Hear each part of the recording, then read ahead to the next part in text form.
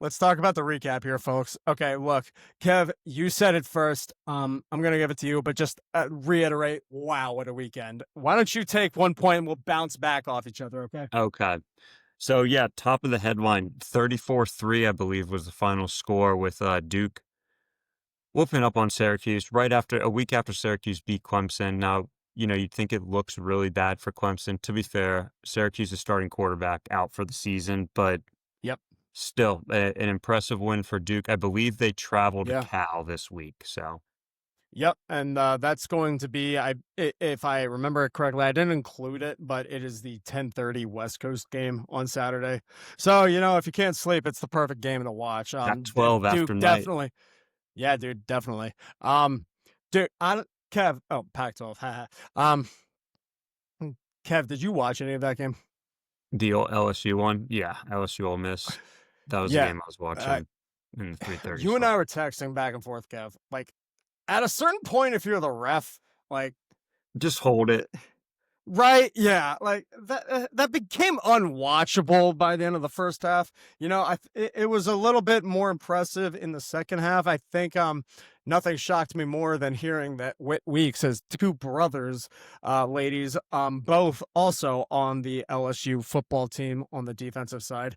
Hell, if either of them is single, I mean, I'll be a Cougar. I don't care. But that being said, no, it was a the second half was good. It was a very defensive game. I think Ole Miss proved themselves, and yeah, I think it's justified that they're now number 4 in overall. I think is it too bold to say SEC championship for Ole Miss? You I think? mean, I would say Who they they gotta are go against? there. I mean, I would say it's Ole Miss, Bama, Georgia, kind of in at least in my head. Oklahoma squeezed in there. If John Mateer can True, get back on true. the field, yeah, We'll have to yeah. look I at think we'll have to look at what head-to-heads between those four occur, and A&M. There's another yeah, one we got to think about. Yeah, dang. Missouri turning some heads. Yeah, it's SEC is becoming more wide open. I'd say they're the gap. Okay, SEC is definitely middle of the pack after this weekend. Definitely, and they're very competitive. I'd say there's a distance between the top of the SEC and the top of like FBS schools. Is that fair to say? Yeah, We'll get there. and yeah. Oh, wait. Kev, I'm going to take this one. You gonna Wake steal from me? Forest. Okay.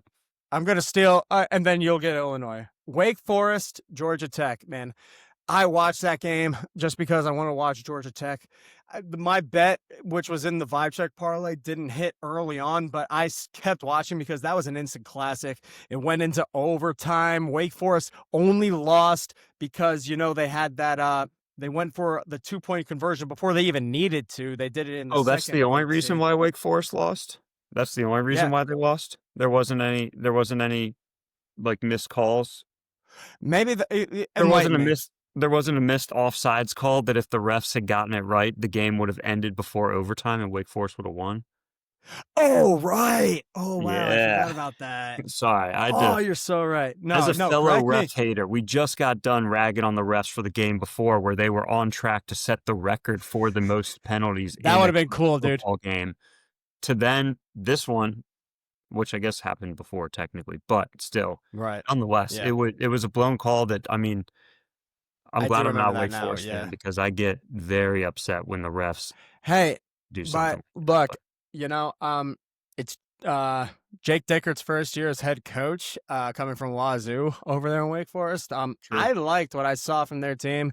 I think they're in that beginning stages of like starting to peek their head around the corner. Like Wake Forest right now is where Georgia Tech was 2 seasons ago. I would say Yeah. that. It's Yeah. just a shame that this upcoming weekend, Wake Forest, whose name I'm realizing you spelled wrong, Wake Forest is gonna have to get their bare butt back in balls spanked by the Hokies this upcoming weekend. I'm in Blacksburg, Wait, Virginia right now. wait, is I there drove only down last oh night. We're playing Wake Forest 1 p.m. 2-0 in the ACC incoming, boys. All right.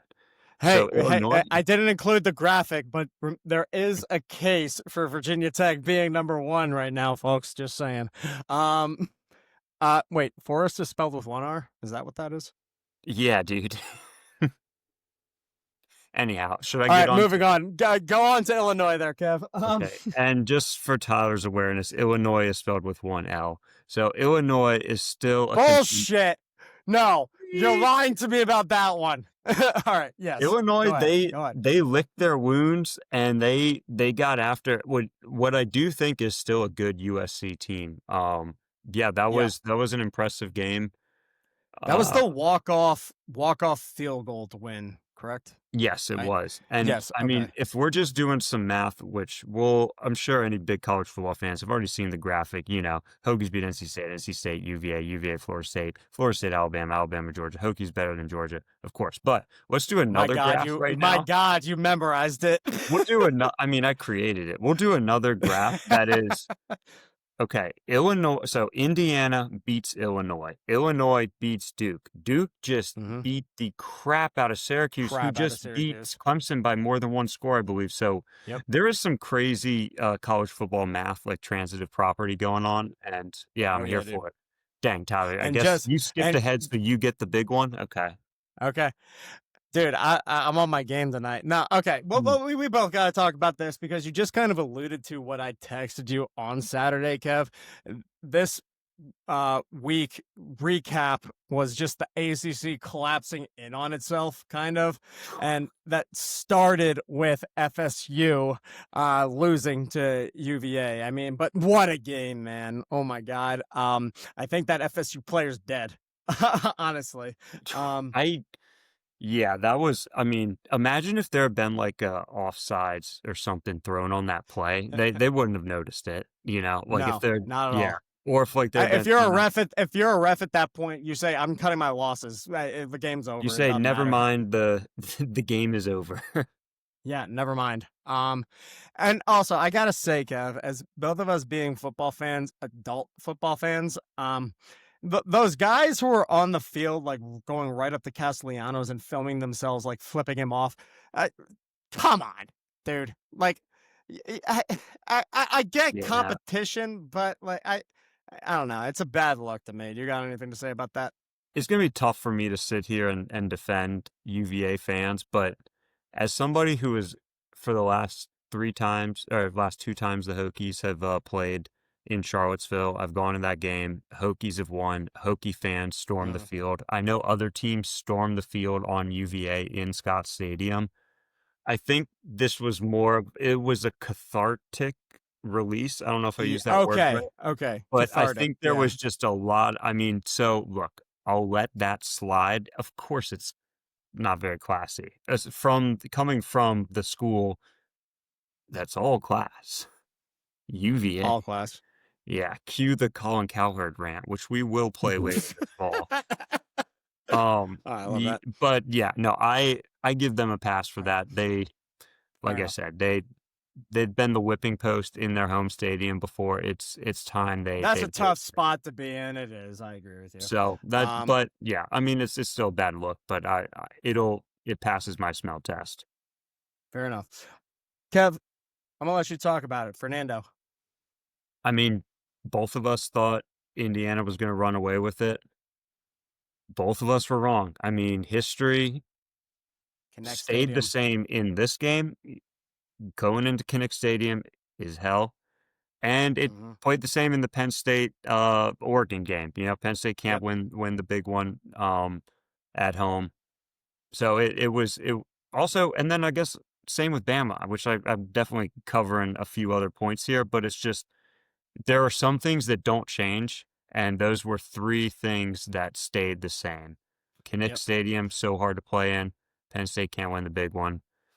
Yeah, what do you say, Bama? Still, and then right, and I also have to say that Iowa did exactly what we talked about they would need to do in order to win that game. They kept it to their pace. They didn't,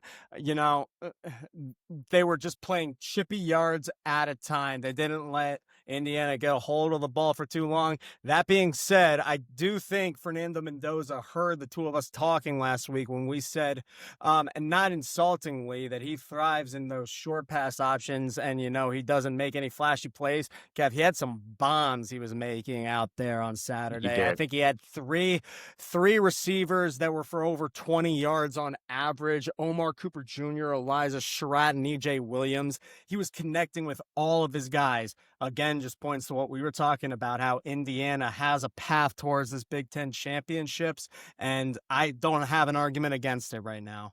I mean, they control their own destiny, and to not Exactly. bury the lead, I think he's still. I mean, Fernando Mendoza. That name, it sounds like a Heisman winner. Sounds like Marcus Yeah. Mariota. It just Yeah, has that no, ring to it 100%. where That's a football guy name right yeah, there. Yeah. this is a game that you have to get through, and he got through. Nobody comes out of this game against Iowa clean. Nope. So but he came through Took with care- the win. Didn't throw Mhm. 8 interceptions. Like you said, he had some explosive plays. Very much in the race there. Very much, dude. Winners find ways to win no matter what it takes to get it done.